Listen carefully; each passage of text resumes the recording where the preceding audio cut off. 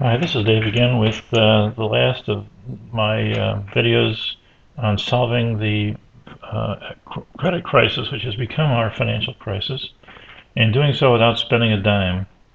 So in the last video, uh, we actually had talked about the bailout options, that neither of them will work.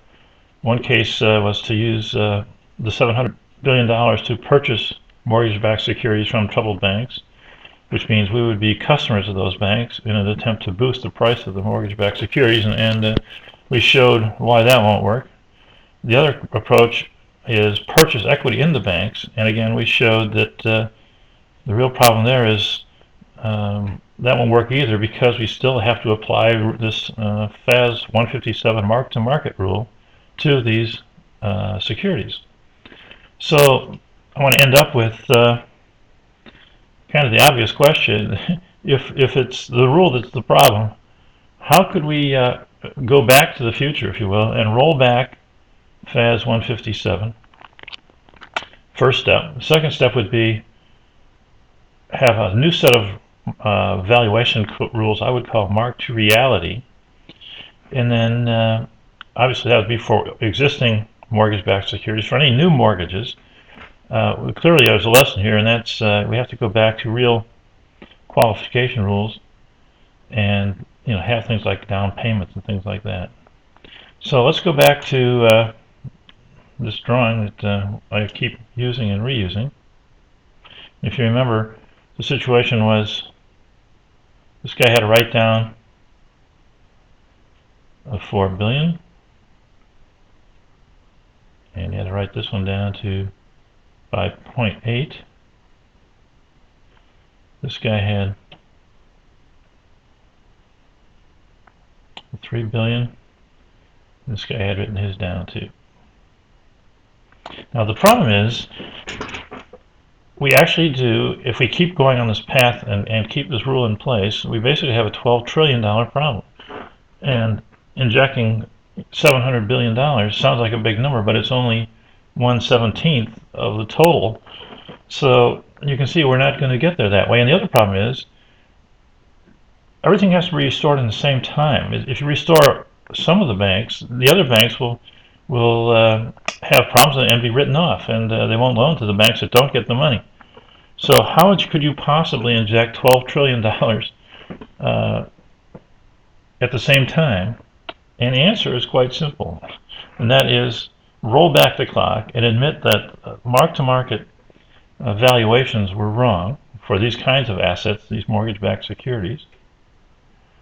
And if we did that, and that's just step one, if we did that, suddenly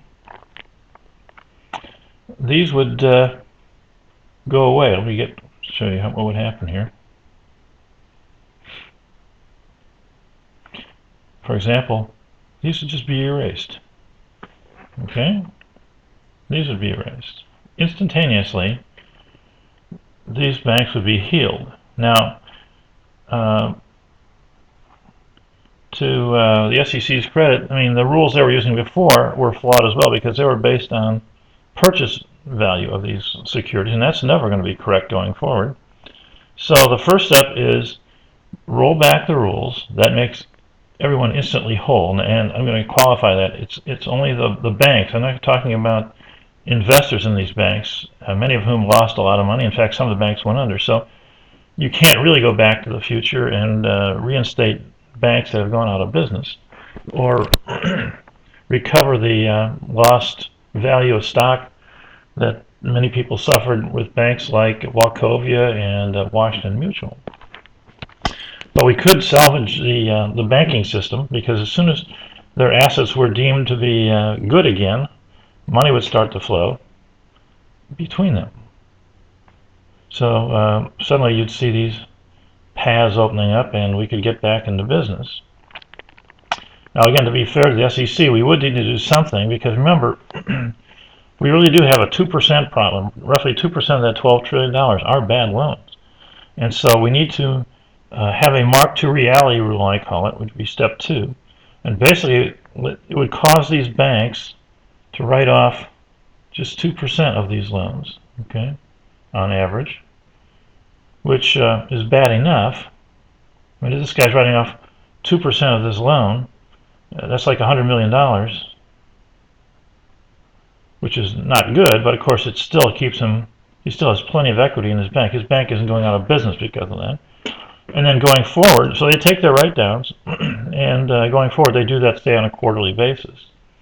Now, one way to ensure they do this, and we could use the internet to do that, is for complete transparency reasons, they could put all of these securities and their analysis of the status of each of the loans inside of one of these up on the internet. So if you want complete transparency, we can be visible to the public, and anyone interested in doing business with a bank could see exactly the status of their portfolio of mortgage-backed securities and the underlying loans within them.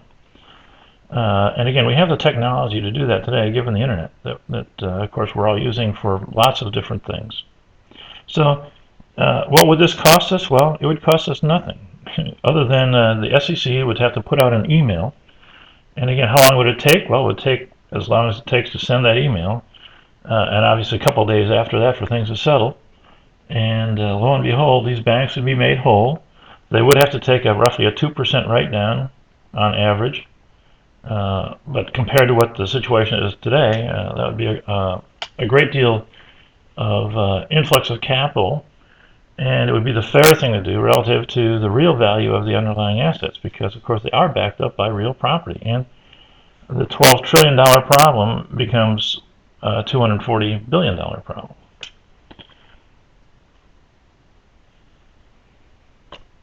So what would happen? Well, if we rolled back FAS 157, we would instantly raise the capital in all these banks. They would then have to mark to reality from that point forward. So the following quarter, you could see them take a 2% write down on all those mortgage-backed securities. And then for new mortgages, we'd have to go back to the old style of qualification rules and have a down payment, have real qualified borrowers, and that, which of course is one of the real problems in today's situation. But again, it's a 2% problem, and not a $240 billion problem, not a $12 trillion problem. So that kind of summarizes my thoughts. You can see this entire set of videos if you want to reference them at this URL, tinyurl.com/solveit. And if you enter that into your email, if you want to send this to somebody or reference it yourself, you can just go to that URL and it'll take you to the beginning and you can watch the entire set. Thank you very much. This is Dave Spicer signing off.